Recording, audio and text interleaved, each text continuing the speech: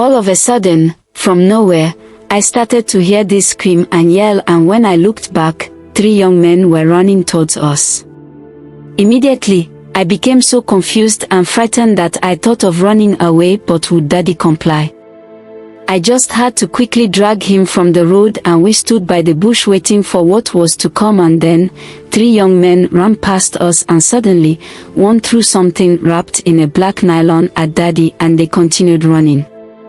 I was still confused, staring at the black nylon lying before Daddy, when suddenly, I saw the crowd running towards us holding all kinds of heavy objects, screaming, "Thief! Thief!"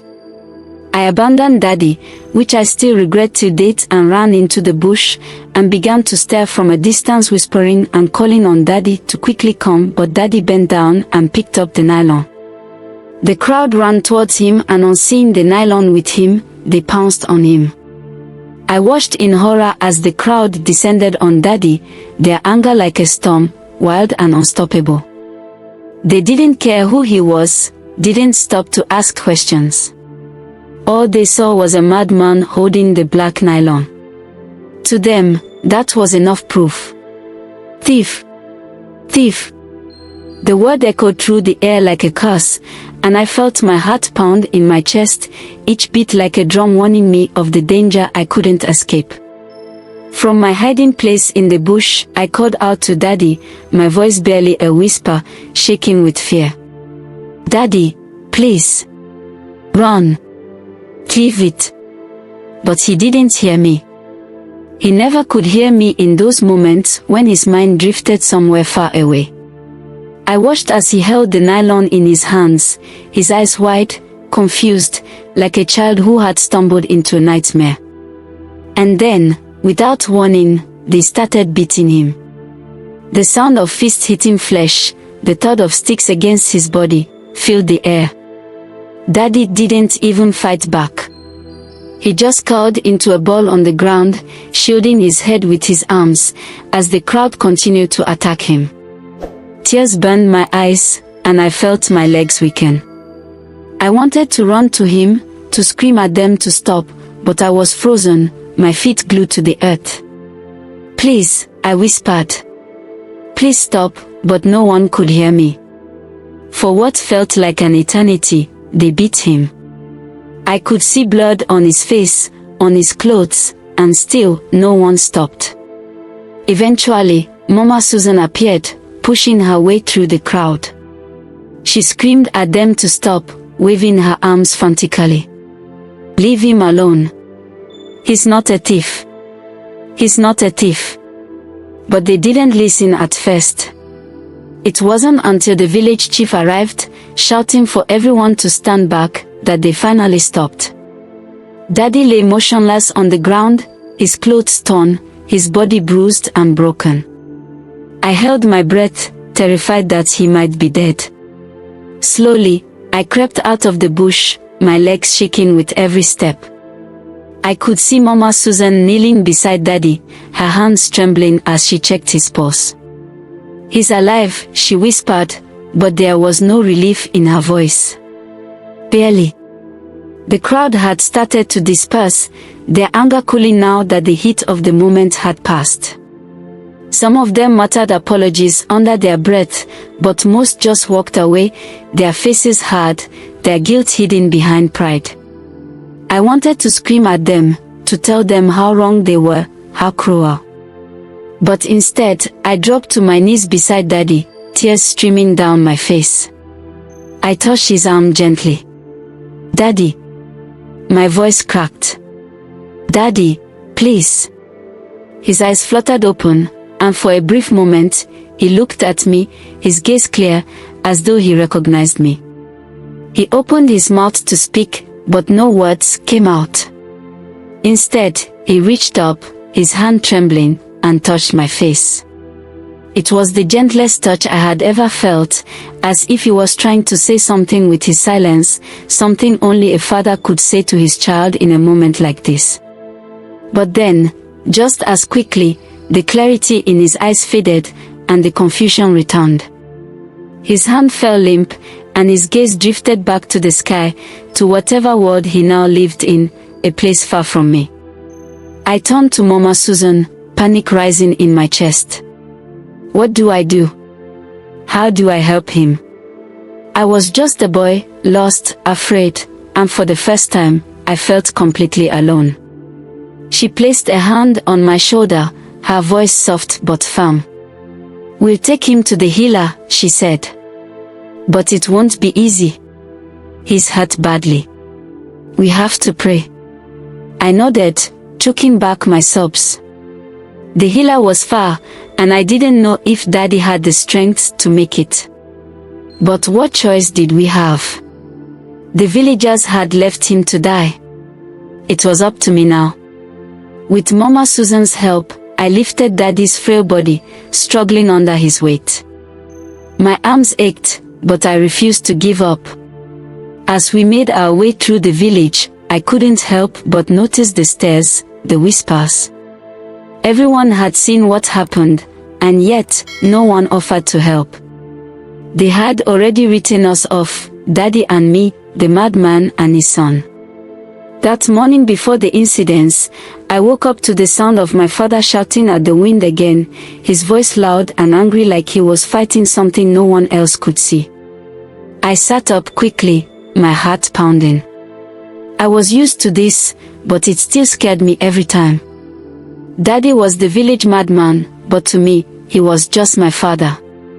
People looked at him and saw a man who had lost his mind, but I saw the man who used to carry me on his back, telling me stories about the stars. Now, those memories felt like a dream, fading further away with each passing day. We lived in a small hut at the far end of the village, away from the others. The villagers said it was best for people like us to stay far away. Sometimes, I wondered if they were right. Daddy didn't understand the world anymore, and most days, it felt like the world didn't understand me either. It was hard. Daddy would spend hours talking to himself or wandering off into the bushes. I was the one who had to fetch water, cook what little food we had, and make sure he didn't get into trouble. People in the village avoided us like we carried some kind of disease. No one came near our hut except for Mama Susan, the old woman who sold vegetables at the market. She would leave food at our door sometimes when we had nothing to eat. I tried to thank her once, but she just shook her head sadly and said, "It's not your fault, child." I didn't know what she meant by that, but her words stayed with me. Daddy wasn't always like this. Mama used to tell me stories about how he was the most respected man in the village. He was a teacher, a kind and gentle man who loved books. But then something happened, something no one wanted to talk about. Mama never said exactly what it was, but I could see the pain in her eyes whenever she looked at him. She died when I was only 8, and after that, it was just me and Daddy, trying to survive in a world that had forgotten us. I missed her. Every day, I wished she was still here, guiding me, helping me understand why Daddy had become like this. Sometimes, I wished I could leave. Run away and start a new life where no one knew me as the madman's son. But I couldn't. Daddy needed me, and no matter how hard things got, I couldn't abandon him like everyone else had. The other children in the village avoided me, too. I'd see them playing football or skipping stones by the river, and I'd feel the sting of being left out. Sometimes, they would shout things at me, hurtful names, taunts about Daddy. "Look at him, he'll be mad like his father," they'd laugh. I wanted to shout back, but I didn't. Instead, I would walk away, holding back tears, wondering why this was my life. The day he was beaten, Daddy wandered off again. It was nothing new, he did it often, but this time, he didn't come back for hours. I searched the village, calling out his name, but no one cared enough to help me. Finally, I found him near the old well, sitting on the ground, staring into the distance. His clothes were dirty, and his face was covered in dust. "Daddy," I said, trying to keep the frustration out of my voice. "Let's go home." He didn't respond at first, just kept staring. Then, slowly, he turned to me and smiled. For a moment, he looked like the father I remembered, the one who used to laugh and tell me stories. "The spirits, they spoke to me today," he said quietly, his voice soft, like a child's. "They said everything will be alright." I didn't know how to respond. I wanted to believe him, but deep down, I knew better. Nothing was alright. Nothing had been alright for a long time. We walked back home in silence, the weight of our struggles hanging heavy in the air, till that tragic incident occurred and Daddy was beaten to a pulp. The healer gave Daddy some herbs, and also rubbed some on his body, and then asked us to go home and return with him the following day. After we reached home, I could still hear the faint echo of the crowd's shouts ringing in my ears, and I kept replaying the scene in my head. I couldn't shake off the image of Daddy lying on the ground, helpless, as they beat him.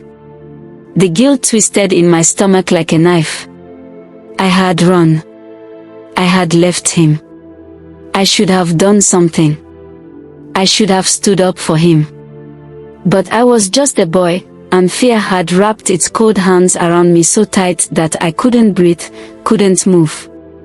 Daddy lay on the mat in the corner of our small hut, his body barely moving.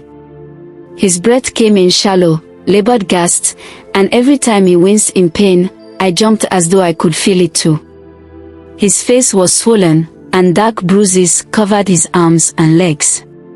Blood had dried in patches on his skin, but I didn't know what to do to make it better. I wasn't a healer. I was just his son.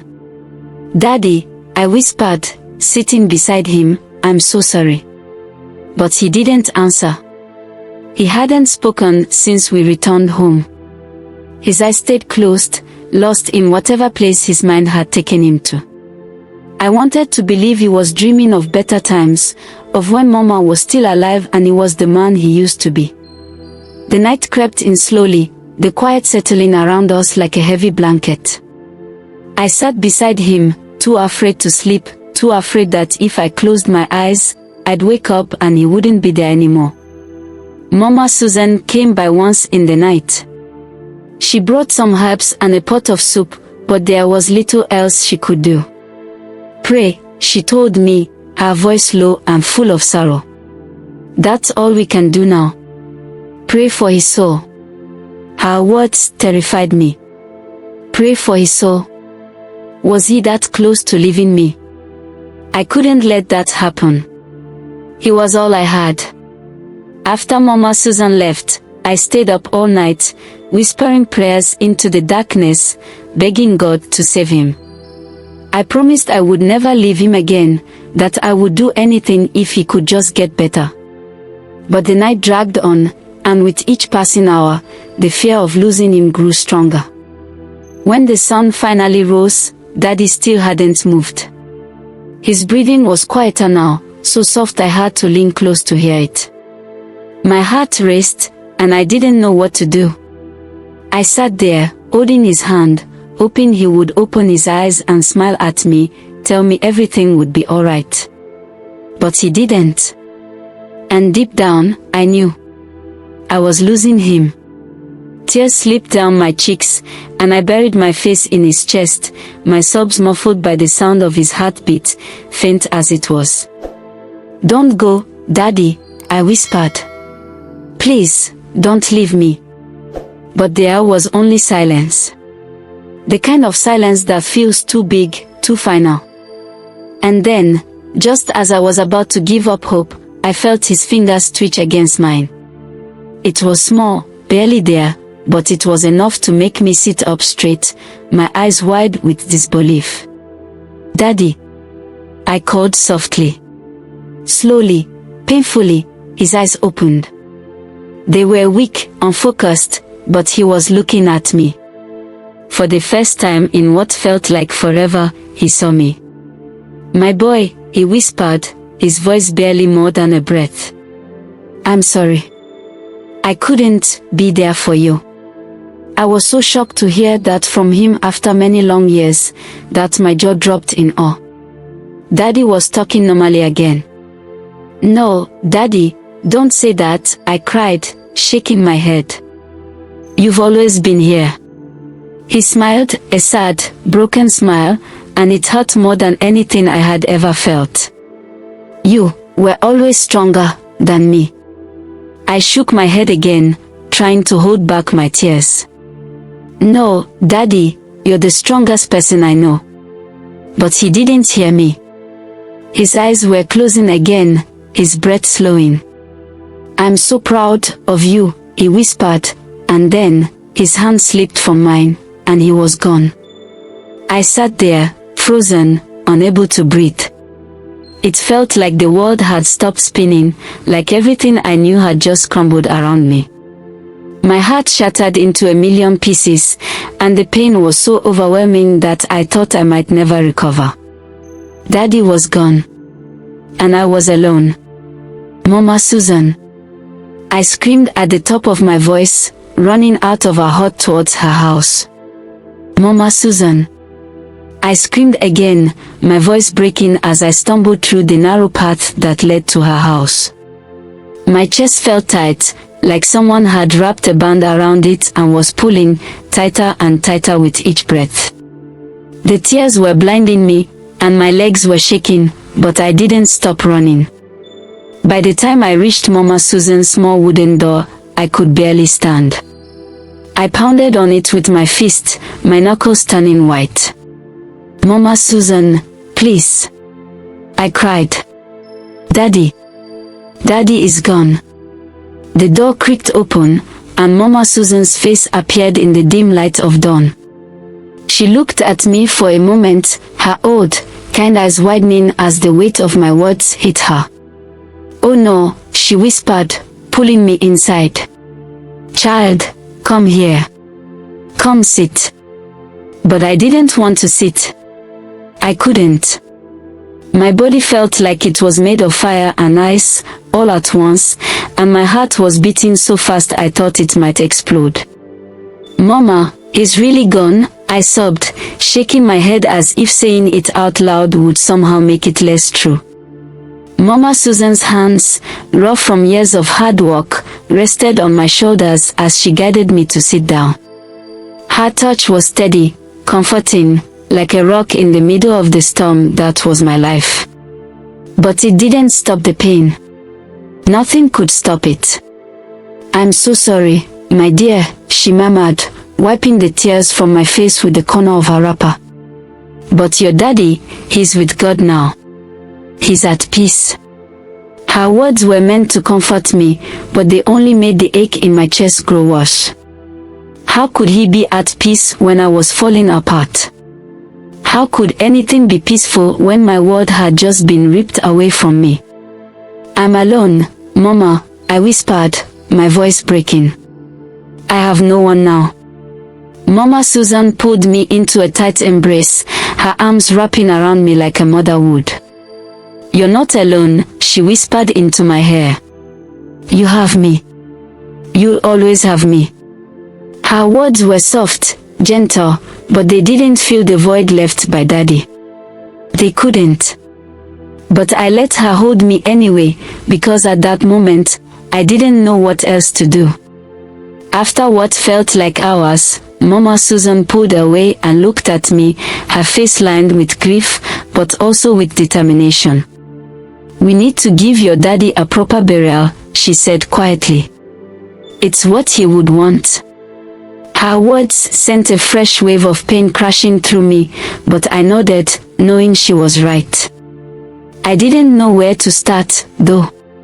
I didn't know how to say goodbye to the only person who had ever loved me, even in his broken state. I don't have any money, I stammered. I can't afford to bury him. Mama Susan shook her head. Don't worry about that, child. The village will come together. They always do in times like this. I almost laughed at that, a bitter sound escaping my throat. The same village that had beaten my father senseless. The same village that had left us to starve, to fend for ourselves. How could they possibly care now? But Mama Susan saw the look in my eyes and patted my hand gently. "They'll come," she said firmly. "People have their faults, but when it comes to death, they know what must be done." I didn't believe her, not really, but I didn't have the strength to argue. All I could do was nod and hope that somehow, she was right. The next few hours were a blur. Mama Susan and I returned to the hut where Daddy lay, his body still and peaceful in a way it hadn't been in years. I sat beside him, holding his cold hand, while Mama Susan went to fetch the village elders. People started arriving after a while, slowly at first. They came in small groups, murmuring prayers and offering whispered condolences. Some brought food, others brought cloths to wrap Daddy's body. I could see the guilt in their eyes, the shame they carried for how they had treated him. But none of it mattered now. It was too late. By the time the sun began to set, the village had come together, just like Mama Susan had said. They dug a grave in the small clearing behind our hut, the same place where Mama had been buried all those years ago. I stood there, numb, watching as they lowered Daddy's body into the ground. I wanted to scream, to cry, to tell them all that this wasn't fair, that I shouldn't be standing here burying my father at such a young age. But the words wouldn't come. The tears had dried up, leaving only emptiness behind. As the last handful of dirt was thrown over the grave, Mama Susan stood beside me, her arm around my shoulders. "It's done," she whispered. "He's free now." I nodded, but I didn't feel free. I felt like a part of me had been buried with him, and I didn't know how to get it back. When the villagers finally left, Mama Susan led me back to her house. She made me eat, though the food tasted like ash in my mouth, and then she laid out a mat for me to sleep on. "You'll stay here tonight," she said softly. "You don't have to be alone." I lay down, the exhaustion finally catching up with me. But even as my eyes closed, I couldn't stop thinking about Daddy, about the life we had lived, the pain we had endured, and the future that now stretched before me, empty and uncertain. In the darkness, I whispered a final prayer. "Daddy, I hope you're at peace now. I hope you're happy, wherever you are. I'll miss you, forever." And with that, I finally let sleep take me, hoping that maybe, in my dreams, I could see him again. The days after Daddy's burial were the hardest I had ever known. Life became a blur of endless work, sorrow, and loneliness. I returned to our hut the next day, despite Mama Susan's insistence that I stay with her. Something inside me needed to be there, in that place that still carried Daddy's scent, his presence. The first few nights, I couldn't sleep. I lay on the mat, staring at the ceiling, my heart heavy with a pain that never went away. When I closed my eyes, all I saw was Daddy's lifeless face, and the memories of our last moments together haunted me like a shadow. I started working on people's farms again, trying to keep my mind busy. But no matter how hard I worked, the people in the village still looked at me with the same eyes.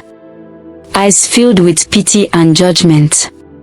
"That's the madman's son," they whispered whenever I passed by.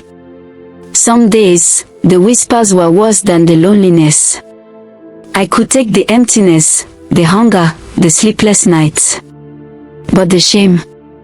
The constant reminder that I was different. That my father's illness had stained my life forever. That was unbearable. I worked for hours under the scorching sun, my hands blistering from the hard labor.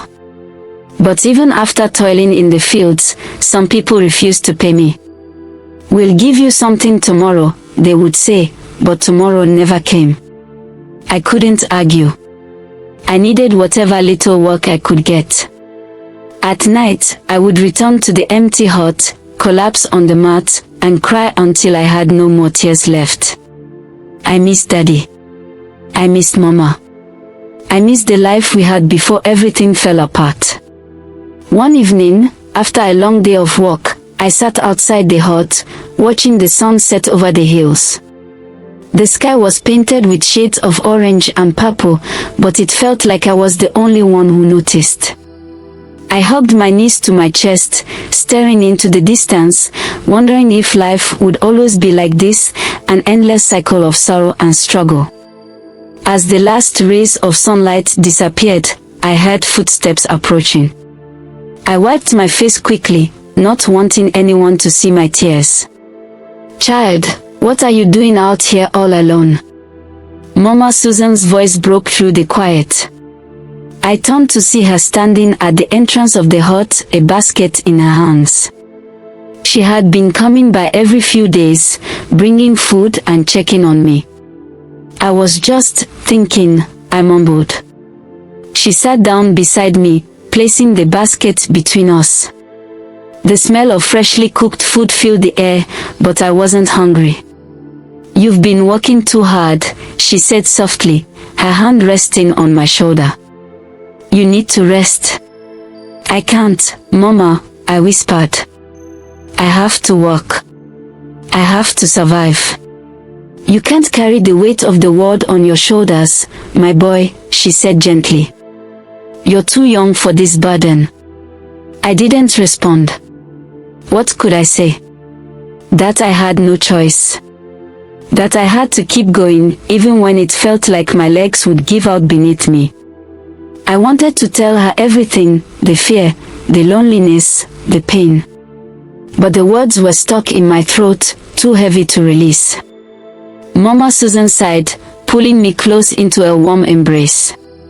"You're not alone," she whispered into my ear. "Even when it feels like you are, you have people who care about you. I care about you." Her words were kind, but they didn't reach the hollow space inside me. I leaned into her, wanting to believe it, wanting to feel that connection. But all I could feel was the emptiness that had settled in ever since Daddy's death. After a while, Mama Susan stood up and handed me the basket. "I made extra tonight. It's something before bed, okay?" she said, her eyes full of worry. I nodded, forcing a small smile. "Thank you, Mama." She looked at me one last time before turning to leave. As she disappeared down the path, I sat there, staring at the basket. The sky was dark now, and the stars twinkled above like distant promises. But I wasn't sure I believed in promises anymore. I took the food and ate it slowly, each chew tasteless, as if I were just going through the motions. My thoughts drifted back to Daddy, to the days when he was still alive. He hadn't been perfect, he had his struggles, his pain, but he had been there. And now, there was only silence. The nights were the worst. The loneliness crept in like a thief, stealing away any sense of peace I might have found. Every creak of the old hut reminded me of the life that was no longer here. Every breeze felt like a whisper of memories I could never hold on to. And yet, somewhere deep down, I knew I had to keep going. For Daddy. For Mama. For myself. "I'll make it through this," I whispered to the empty room, my voice barely audible. "I don't know how, but I will." As the darkness settled in around me, I lay down on the mat, clutching the small piece of bread that Mama Susan had brought in my hand. For the first time in a long time, I didn't cry myself to sleep. Instead, I closed my eyes and held onto the smallest flicker of hope. Thanks for watching. Do not forget to subscribe to our channel and turn on the notification bell to be notified whenever we post the next episode. Watch out to see the fate of the little boy and the next horrible move of Mama Susan.